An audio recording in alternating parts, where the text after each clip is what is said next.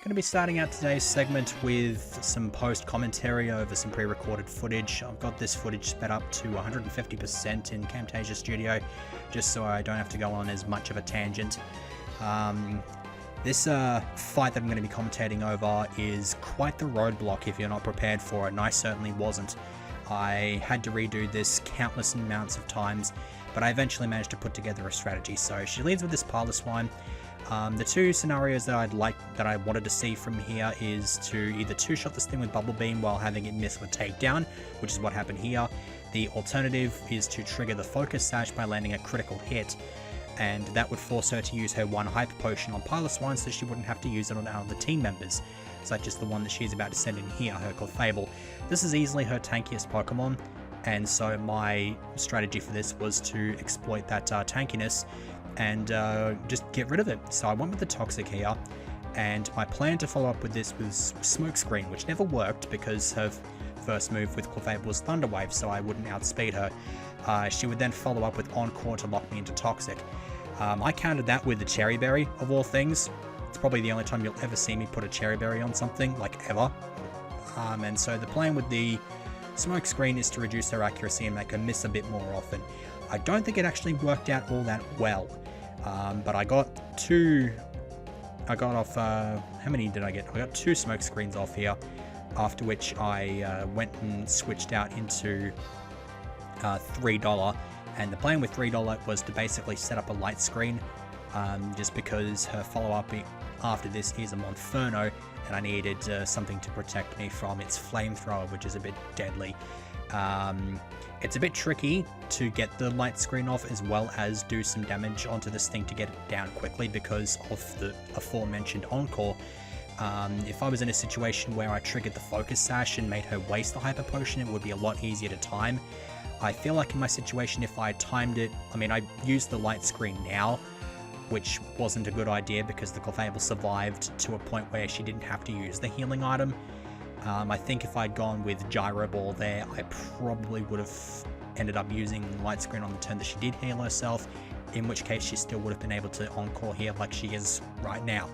So I'm stuck having to spam light screen because of the stupid Encore. This is probably the most obnoxious Encore has ever been for me in the past. And so with sweet bugger all health left, this is the point where I kind of try to work out if I need to switch out, what do I want to do here. I decided to go ahead and just use a Super Potion. It's a bit of a waste of a Super Potion, but $3 is pretty tanky, so I figured as much health as possible, and this thing's probably going to go down in about 2 hits anyway, with Toxic doing more and more damage over each turn. I'm still locked into Encore though, and so I'm just left having to spam light screen. I was hoping that the light screen would turn off at this point, but unfortunately it did not. It still had one more turn, and so that plan kind of went pear-shaped. I had to go into the Monferno without the protection of a light screen, and this is when things could have been improved, but I ended up just fighting through it anyway. I went into Spearmint because Spearmint wasn't going to serve any other purpose in this fight, and so I decided to do a little bit of chip damage using Ice Shard on the Monferno, and here poor old Spearmint's about to eat a flamethrower to the face without the protection of a light screen. One of my other plans was to go in with Drill Run or Rampart, but this thing has Grass Knot, which is powerful enough to one-shot even through light screen, so that plan basically just went right out the window. Flamethrower, even without the light screen protection, isn't quite powerful enough to get rid of Tidal though, so I could get off one Bubble Beam. A crit here would have been really, really nice, so I could use Tidal as death fodder, but unfortunately Tidal's got to go down here. And my follow-up is to go into Bertha. Now, I believe Monferno has Fake Out, which is why I didn't really want to go into Bertha first up, because she'd probably end up just using the Fake Out immediately. And that same issue is also prevalent in her final Pokemon, as it's coming up here. Level up's nice. And that's a Lopunny. Now, Lopunny is part fighting in this hack, so I knew I could take advantage of that with the boosted power of Aerial Ace. But I needed to keep it on the board for at least one turn, and so I switched into Pumpoda, so I wouldn't have to worry about Fake Out, and Pompoda's Aftermath would do a little bit of damage to Lopunny as well. So now comes the moment of truth where I have to hope RNG doesn't completely screw me over, because I have to get up a reflect here. I have to eat a dizzy punch. If I went into Bertha at the start, a fake out plus a dizzy punch would have knocked Bertha out in 2 shots. And so here I wanted to get up the reflect, go into $3, and then at this stage I wanted to heal Bertha, and then regardless of whether the reflect was still in effect or not, I wanted $3 to basically just, I needed a turn to heal Bertha up, and then I wanted to switch Bertha in on a death, so that even if I switched back in, the dizzy punch would probably have knocked it out. But in this situation, going into it fresh without having to immediately eat a dizzy punch means that if dizzy punch doesn't crit, or I don't get confused off of it like I believe it did to $3 here. I tried to go with the Zen Headbutt to get some more damage in and it didn't work. But I can go in with Bertha, Reflect is worn off. Bertha can still survive one from here, so it's just a matter of avoiding a crit or confusion hacks. And the area less should be enough to knock it out here, and it does. So that's the horrible Dawn fight in a nutshell, because that Lopunny can tear you to absolute shreds if you're not ready for it. And just like the cheap bitch that she is, Dawn does not give you any cash. She does instead give you a Versus Seeker though, which is kind of useful. But anyhow, going to be concluding the post-commentary here, and I will see you back at Eterna. So after the textbook definition of an ordeal that was the Dawn fight, I now have a bit of a confession to make, and that is that fight has significantly dented my confidence in the team that I'm using right now. So I didn't really want to change up the team at this point in the game. I mean, it was early enough. I've got 2 badges and stuff like that, but I really wanted to give this team a bit more of a chance, and I'm going to be doing that because I'm not actually going to be dropping any of these team members.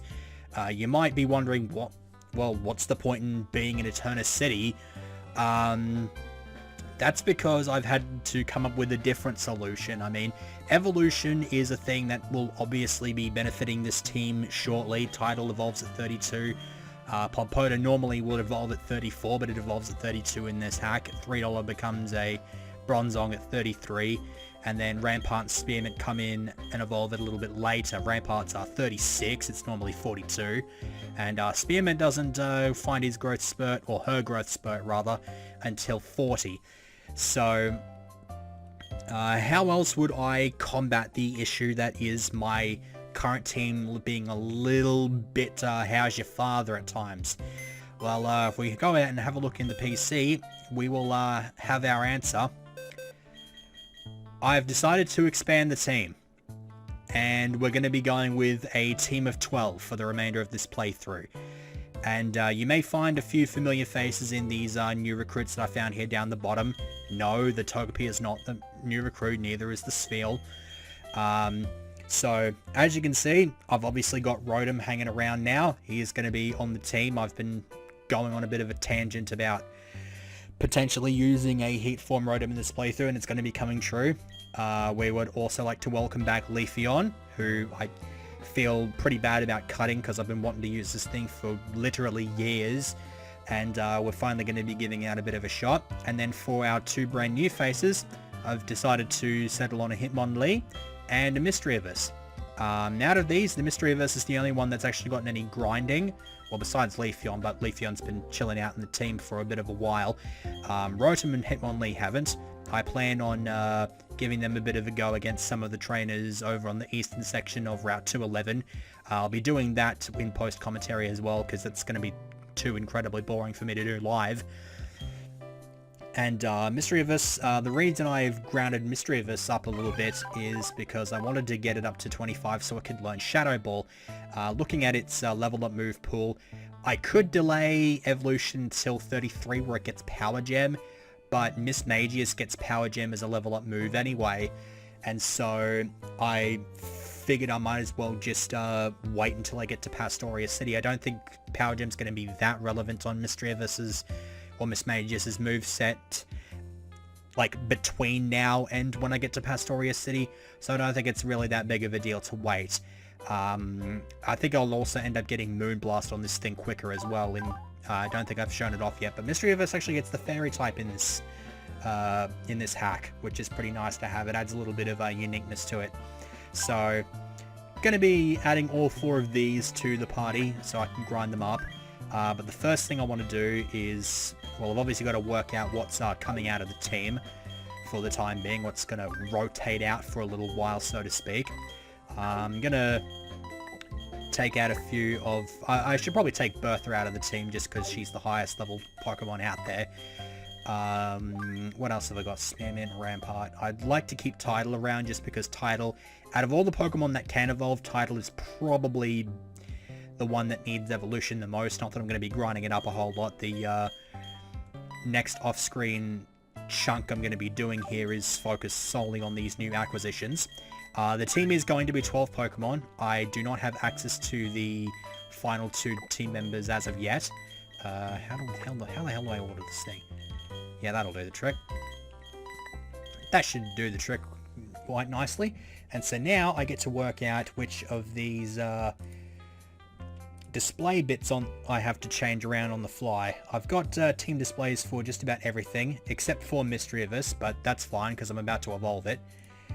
So I'll change the other 3 now. Let's bring up Leafeon. It might be better for me to just do this in post, but it's also a lot more work to do in post, so I'll have to I'll give them both a bit of a test run and see how that goes down. But we've got the Rotom there, and I think we also took Bertha out here in favor of where we'll just go to Hitmonlee rather. There we go. And then I think I took Pompoda off the team as well. So before we go and give this new breed the initial trials, so to speak, I've got to go give them their nicknames. And this is probably the most that I've ever struggled when it comes to coming up with nicknames for Pokemon that I think I've ever had to experience. I have eventually worked it out, and some of them not like the best I could have come up with, but it's better than nothing. Hitmonlee's out of the group, Hitmonlee's is probably my favorite. This is a nice little meme one. We're going to be calling this fellow Dick Kickham. If you don't know what Dick Kickham is, it's like I'm not too sure if it's like got any relations to YouTube poops or anything, but it's kind of like a meme parody type thing of Duke Nukem, and it's just a hilarious name as it like just might inherently, yeah. So I'm going to be going with Dick Kickham. Leafeon, this name's been earmarked for it for at least a couple of years now. We're going to be sticking with the old name because it means I don't have to worry about coming up with a new name for it. Just going to be calling it Illison after the Earth Fairy from Neopets that's named Illison. That was the original name planned for the Eevee in Storm Silver before I found it was modest, and so I opted to go for Glaceon instead of Leafeon. Next up is Rotom. This one actually took a lot longer for me to come up with than I think most, because I wanted to try to fit the word roast in this thing because it is an oven, and ended up coming with one that may not necessarily be all that great, but I think it's kind of I think it kind of fits it. We're going with Mitt Roast, and part of the reason for that is because if we have a look at its sprite here, I could have just shown it off on the display there, but it's got like hands made out of lightning that resemble oven mitts. So I'm just going to call this thing Mitt Roast. And so last thing I have left to come up with is Mischievous's name, and this one took a bit of a while as well. I was floating on Clairvoyant for the longest time after Madame Clairvoyant, the fortune-telling ghost from Luigi's Mansion, but I came up with something that's probably not necessarily better, but it gets points just because it's a Yu-Gi-Oh reference. We're going to be naming this thing Ghost Trick. Ghost Trick is an archetype where there's a bunch of like ghostly-like things. There is like an actual ghost, although its appearance is just like a ornamental version of the typical just white, just like if you cosplay as a ghost, it's like you put a white sheet over you, that sort of crappy thing. And so that's where Ghost Trick comes from. One of the Xyz monsters in this set is called Ghost Trick Angel of Mischief, which is more or less what Mischievous and Mismagius are. Well, more Mischievous than Mismagius, but I think it fits well for the both of them. And the Angel of Mischief doesn't have like a unique name for itself. It's just an Angel of Mischief that belongs to the Ghost Trick archetype. And so, yeah, just going to stick with the archetypal name here. And we're just going to go ahead and evolve, just sort of unceremoniously. It's just there. Because, as I said before, it's not really a big deal to evolve right now. I'm not really missing out on too much. I think I'm missing out on, what, mean look? I don't think I really give a shit about mean look. Like, on Mismagius, it might not be too bad, but I don't think there's actually any roamers in this hack anymore. I think all of those have been turned into regular encounters anyway, so I believe that's it for all the nicknaming stuff. Yeah, that's about everything. I think all I got to do is work out what I'm giving these things in terms of items, but I won't worry too much about that. For the time being, I'm just going to go ahead and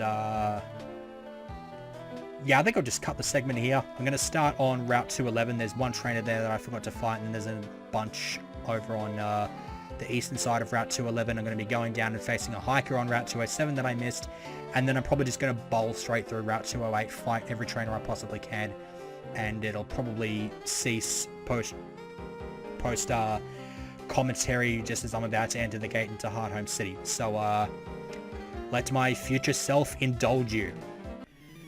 So after all the chopping and changing and editing and faffing about and this, that, and the next fucking thing, I've managed to boil it down to about just under 14 minutes of complete silence here that I need to talk over.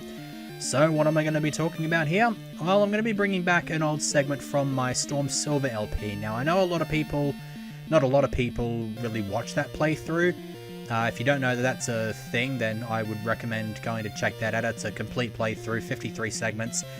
And I feel like I did a pretty decent job going through it. But again, that's entirely up to you. But in that LP, I did this little Pokemon playthrough of the day segment where I would, if I didn't have a whole lot else to talk about at the time, I would talk about a past Pokemon playthrough of mine. Now, a lot of those were based off memory, but I do like to try to keep a track of some of the more recent playthroughs.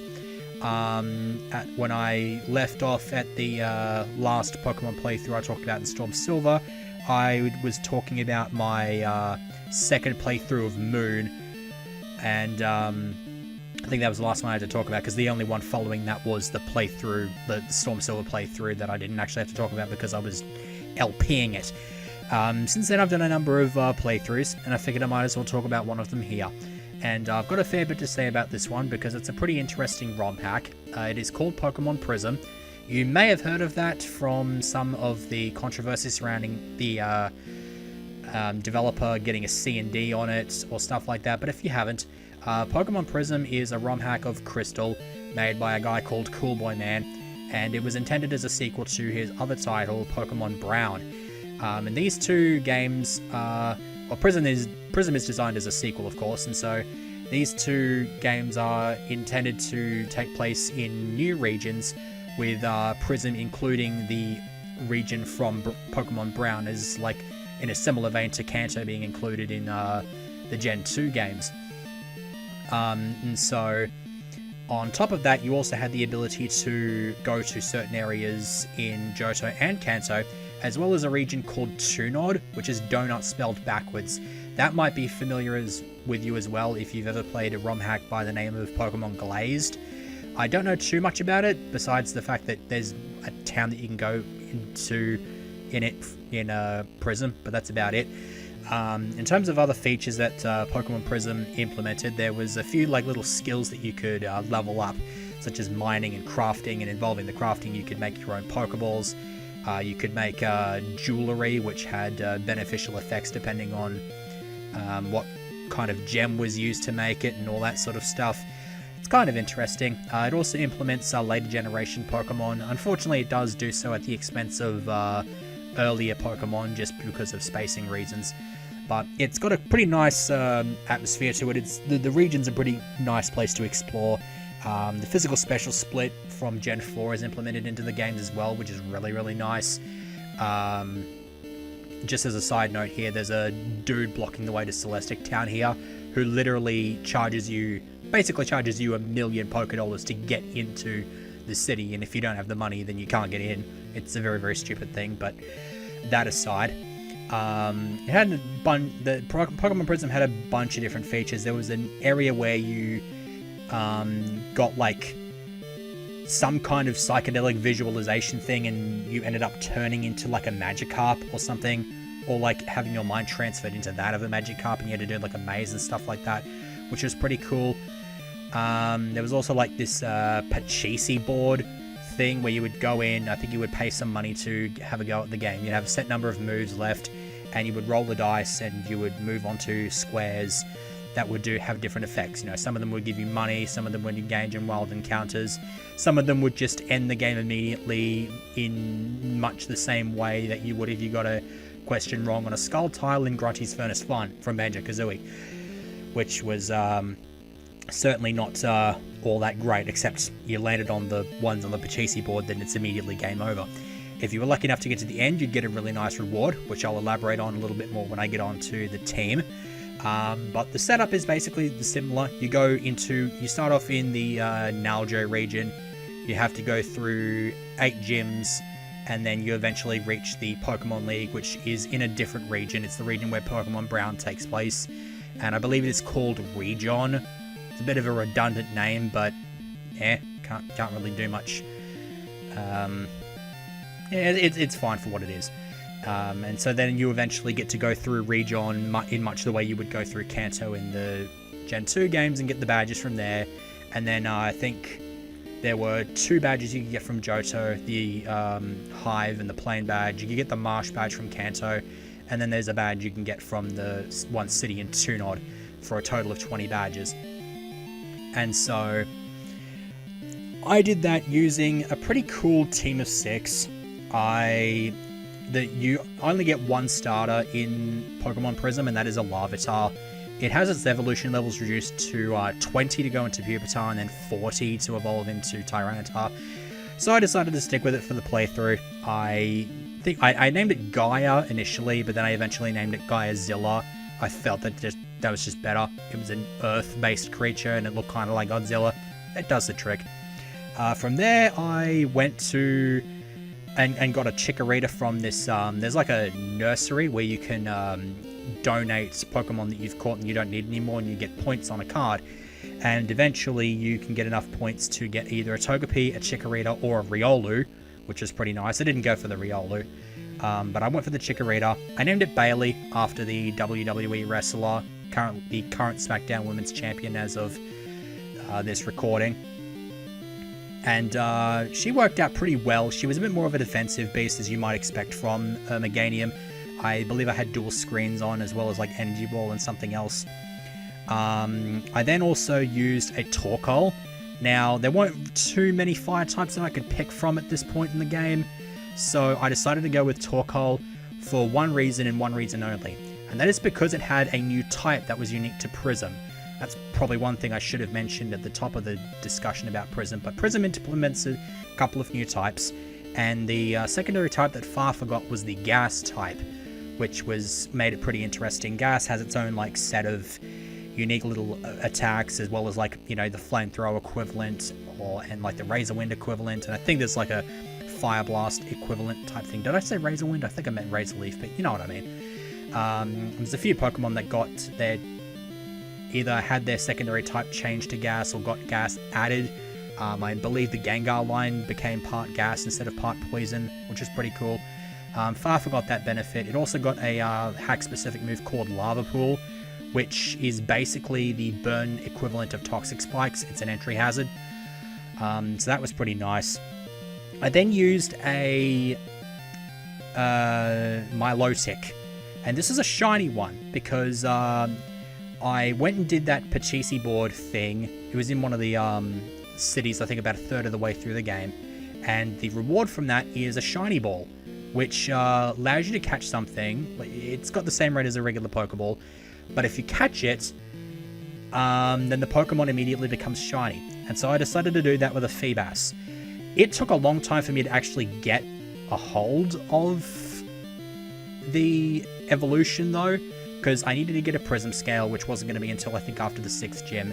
And then there's like a Trade Stone, which lets you evolve Pokemon that would normally evolve through trading anyway. And so that's how I had to do that in order to get the shiny Milotic. I forgot to mention the names for this and the Torkoal. The Torkoal I named Farfa in a similar sort of way to the other Torkoal that I used named Skarm. It's a Malabranch of the Burning Abyss and a nice Yu-Gi-Oh reference. The Milotic was named Umi Iruka, which is the name of a field spell in Yu-Gi-Oh! I think it gives water monsters like plus 500 attack. So that was pretty nice. Then I used a Xatu. Xatu, out of the 6, was probably the most disappointing, but it still actually held its own in certain areas. I think it benefited a lot from the physical special split, because I was able to give it a flying move that was actually taking advantage of its better stat, although that was like pretty much borderline to the end of the game in a from a move tuner that could only be accessed in Goldenrod City.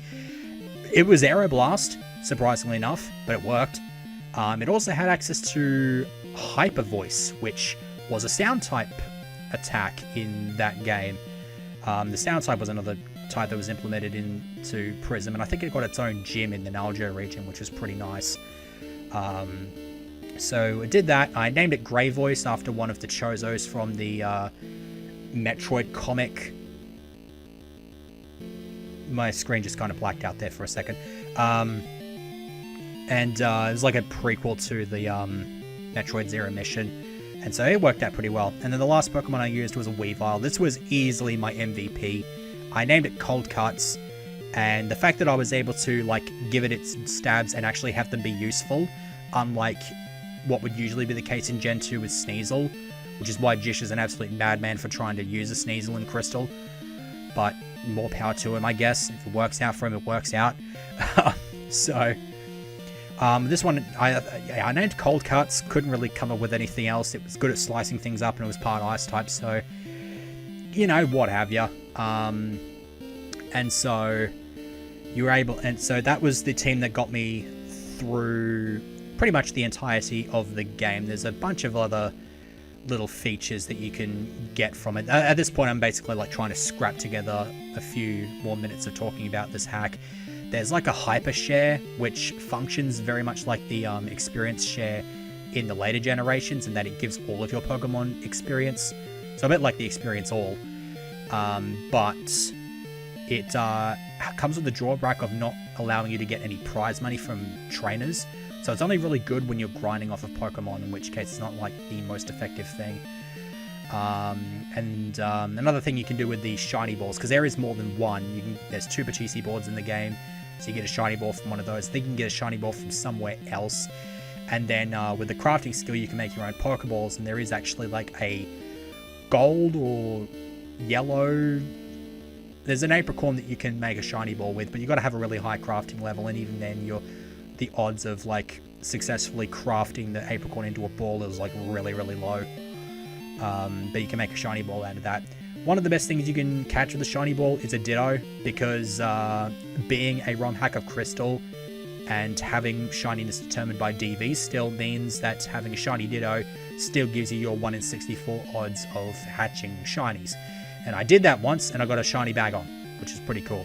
Bagon is actually the starter that your rival in the game starts with, and you're not allowed to get a hold of it until like the island where you got to walk in, and there's like a teleporter that takes you to the road to the Pokemon League.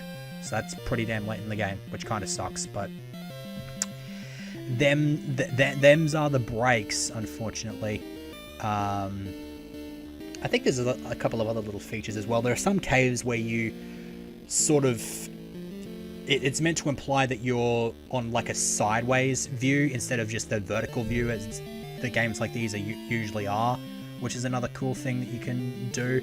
Sometimes they're a bit obnoxious to get through though, but that's a bit of a thing. And I think there's also like some Power Rangers that you can challenge and fight on occasion, and a few other little useful things. Now that I think about it, I used a shiny ball on Rayquaza. You can find one of those in that hack, and I caught that as well. And I also used one on a on one of the like fake mons in that game. There's a quartet of like Naljo Guardians, and then there's like this glitch mon. I caught the glitch mon using a shiny ball. It was kind of awesome. It was like a red color in its shiny, and it also had Contrary as an ability. That's another thing that Prism got, was the implementation of ability. So I had like this really powerful glitch bird. I believe it was called Fancero, and yeah, it had Contrary. It was really cool. So yeah, I think that's about it for the Prism talk about thing though. So yeah.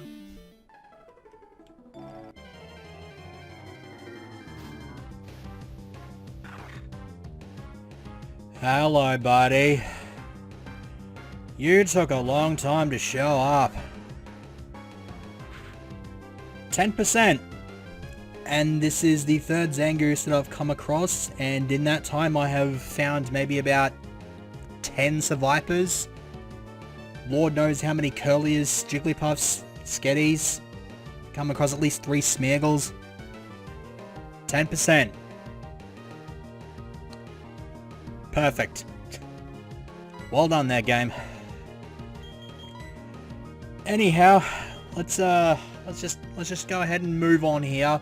No reason to dwell on how much of an ordeal it was just to encounter this stupid thing. You'll have noticed in the sped up section before this that I encountered 2 more Zangooses. I skipped over those because I specifically wanted a female one for the team. So hello Crush Claw, that's its signature move, I do believe. Let's go ahead and hope that this shockwave does not kill it. This thing has a bad nature. I'm going to be salty as fuck. I think regardless though, I am probably going to be ending this segment with me checking out what nature this thing has. So, like at this point, because of how difficult it has been to encounter this thing, I'm kind of just tempted to Grass Whistle and try to catch this thing as is. I don't know what Zangoose's catch rate is. I should probably go and check that out. Come on. Be a pal. Because its catch rate certainly hasn't changed. I think the only ones that do have changed are ones that, like, are legitimately... have a legitimate reason for doing so. Like, are justified. This is the one we want. Zangoose. What is your catch rate, you big furry bastard? 90. So it's not the worst thing in the world, but it's not great either. I would certainly prefer to weaken it. But it looks like it's probably not going to be a thing that I'm doing. Also, I don't know why I'm speeding up. I'm just kind of not. Also... Spearmint's dead. Well done. I've got Illison on me at the moment, don't I? Maybe you can be a bit more resistant to this thing's attacks, being a big physical defender and everything. The raw recording file that I'm actually doing right now is approaching 58 minutes. That gives you an idea of how much shit I've done. It's about 2 o'clock in the morning right now. This is a bit arduous, isn't it? I'm glad you stopped around about there. And so in retrospect, I'm glad you critted, because now it's in a pretty prime position for me to pick this thing up and go all the way back to the PC and then cry myself to sleep when I realise that this thing has a really shitty nature to it. Can you get in the ball? Not speeding this up really makes things... feel so much like you're wallowing in the fucking mud. Thank you.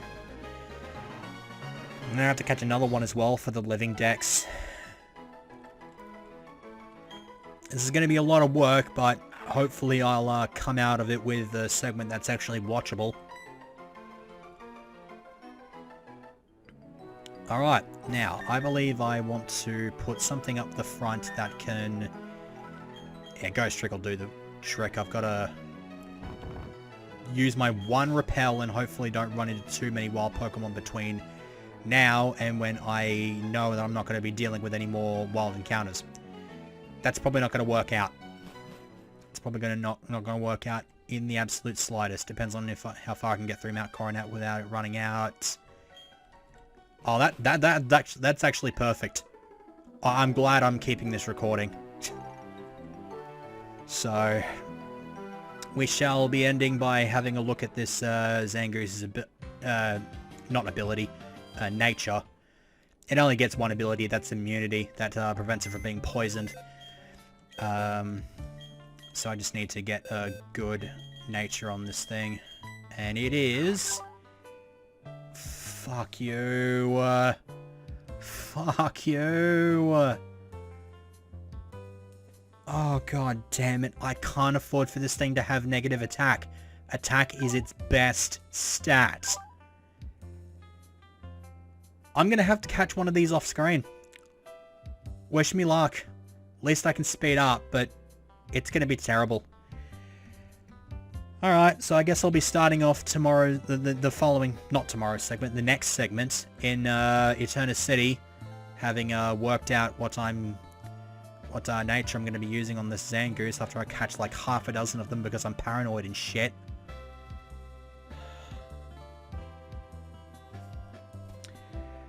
Alright, I'm done.